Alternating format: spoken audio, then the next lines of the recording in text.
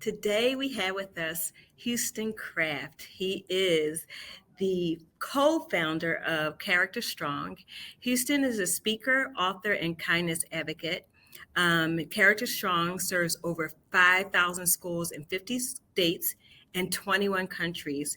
He is the author of Deep Kindness, a revolutionary guide for the way we think, talk, and act in kindness.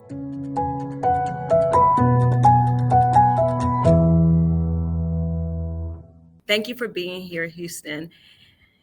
Of course, it would make sense to ask you about kindness and the difference between kindness and niceness.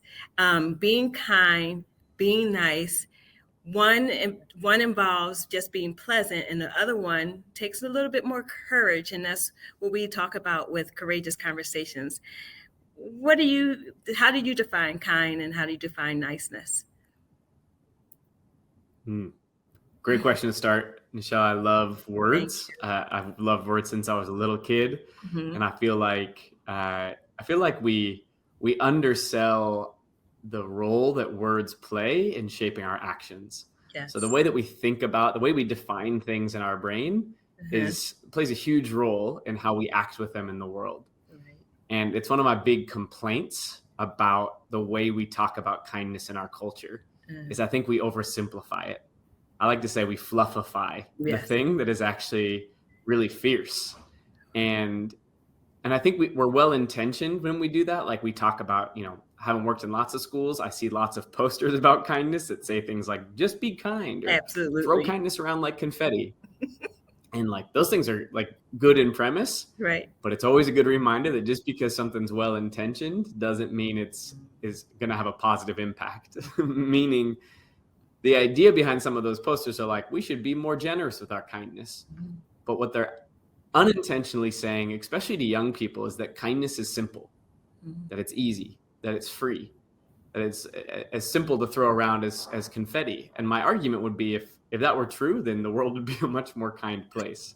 Good point. In fact, I was humbled by this like distinction between niceness and kindness when I was speaking at a high school at a small town in Texas. After the assembly was over, this high school boy came up to me, and he was a senior. I thought he was going to make fun of me because you never know in high schools like how jaded kids are when you're talking about things like kindness, compassion.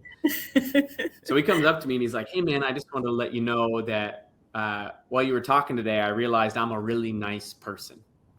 I was like, cool. Good. I mean, that was kind of the point. I guess you didn't need my message today. And he kind of looks at me funny. He goes, "No, you don't understand. I realized while I was listening to you that I'm nice, but I don't think I'm kind."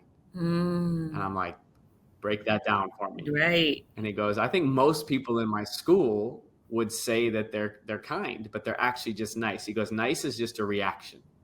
If you're nice to me, I'll be nice back to you. Right? If I like you, if I have things in common with you, I'll be nice to you. If you drop your books, maybe I'll go and help pick them up." He goes, "But the way you talked about kindness today, I realized that if nice is reactive, kindness is proactive. That it takes something. That someone doesn't have to be nice to me first in order for me to show them respect or generosity. Right? That I don't have to have things in common with you to still seek to understand you. Like you don't have to drop your things before I make you feel helped." And he has this moment, those like when you get to witness those moments of clarity in young people where like something shifts in their brain. And he was like, "Why do we always wait for bad things to happen till we practice good?" He goes, "I realized while you were talking that kindness requires work, and I think I have a lot of work to do." Oh, that is awesome. And I was like, yeah, man, me too, right? And to me, that's like when I think about what the world needs to hear is that kindness requires work. That kindness isn't a simple thing or a free thing, that it costs us something. At the very least, it costs us time, energy, and at the higher levels, I think it costs us, to your point, Nichelle, things like courage. Yes. It costs us vulnerability to step out and care and expose ourselves to being rejected or to failing at something or being laughed at or judged. And that kind of vulnerability requires a lot of courage. Vulnerability is the courage to care. Houston, you always bring it, man. You just drop the knowledge, and I really appreciate it. we need kindness in the world, not that sugar-coated kindness, but the kindness that takes courage and work, and that is difficult to do. So you hear it, people. It's going to take a lot.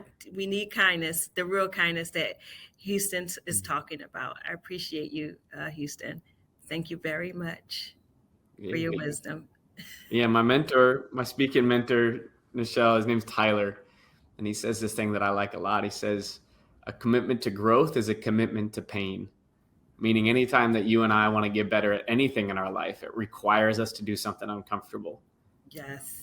You never go to the gym and do all the easy work and get stronger as a result of it, right? That soreness is because we're pushing ourselves beyond what's comfortable or convenient. Yeah. And I think the same thing's true with kindness. If we're going to grow in kindness, if we're going to grow in our world in creating a more just place, a more loving, a more compassionate place, it requires something of us. It requires us to be courageous in moments where it's least convenient or comfortable. And that's how we get better at this thing that I think is essential to a better world. Yeah. I always, when I work out, I used to be a runner. And when I worked out and was walk and feel that soreness, that pain, I was thinking, oh, I'm getting stronger. I never cringed at it or was worried about it. I thought, I'm getting stronger. I'm building muscles. And the same thing with like sitting really comfortable in your job or in life or at home on a sofa. It's too comfortable. Then where's your growth? So yeah, I really appreciate that analogy that you just did right there. So thank you so much for your time. I'm aware that you are so busy. I really want to point out that we recognize that you're touching kids, like that kid that you just talked about who came to you. His life has changed because of the work that you're doing. So we really appreciate you, Houston, in the world of character education. Really appreciate it. Thank you. Keep keeping character strong. Thanks.